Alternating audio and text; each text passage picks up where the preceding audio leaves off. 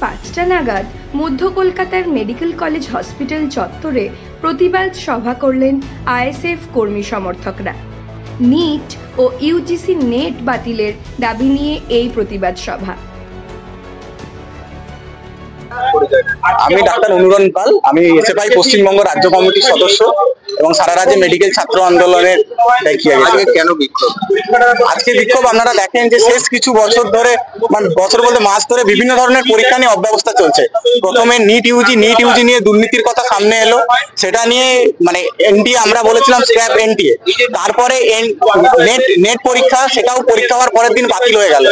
কালকে আপনারা জানেন আজকে সকালে নিট পিজি এক্সাম হওয়ার কথা ছিল, পরীক্ষা হওয়ার ঠিক 12 ঘন্টা আগে সেই পরীক্ষা হঠাৎ করে ক্যান্সেল করে দেওয়া হলো।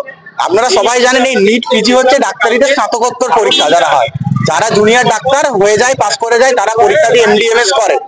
তারা এই হসপিটালে ছুটি নিয়ে তারা পরীক্ষা দেওয়ার জন্য, কারো সিট পড়েছিল বর্ধমানে, আরো অনেকে পড়েছিল বাইরের রাজ্যে, তারা কেউ সেন্টারে পৌঁছে গিয়েছিল, কেউ রাস্তায় ছিল। সেই অবস্থায় তাদেরকে জানানো হয় যে তারা তাদের অব্যবস্থার জন্য তারা পরীক্ষা নিতে পারছে না।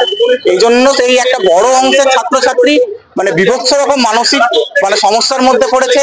এবং তারা যেহেতু বিভিন্ন হসপিটালে স্বাস্থ্য পরিকাঠামোর সাথে যুক্ত, তারা একটা দিন ছুটি নিয়ে তারা পরীক্ষা দিতে গিয়েছিল, কিন্তু তারা পরীক্ষাটাও দিতে পারলো না। উপরন্ত এই হসপিটালের স্বাস্থ্য পরিষেবাগুলো এই দিনটার জন্য ব্যাহত হলো।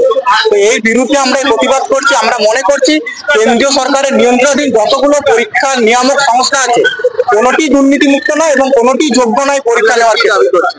আমরা দাবি করছি যে এই পরীক্ষা নিয়ামক সংস্থাগুলো যেগুলো আছে, যার অব্যবস্থার কারণে লক্ষ লক্ষ ছাত্রছাত্রী, সে ডাক্তারি ছাত্রছাত্রী হতে পারে, সাধারণ ছাত্রছাত্রী হতে পারে, রিসার্চ স্কলার হতে পারে, যারা আজকে এই মানে চরম দুর্ব্যবস্থার মধ্যে পড়ছে, সেই নিয়ামক সংস্থাগুলোর বিরুদ্ধে যথাযথ তদন্ত করা হোক। এবং এই লাখ লাখ কোটি কোটি টাকা খরচ হয় এই সংস্থাগুলোকে চালাতে, তাদের এই সংস্থা নিয়ামক এই সবকিছু করতে, সেগুলো আমার আপনার মানুষের সাধারণ ট্যাক্সের টাকা।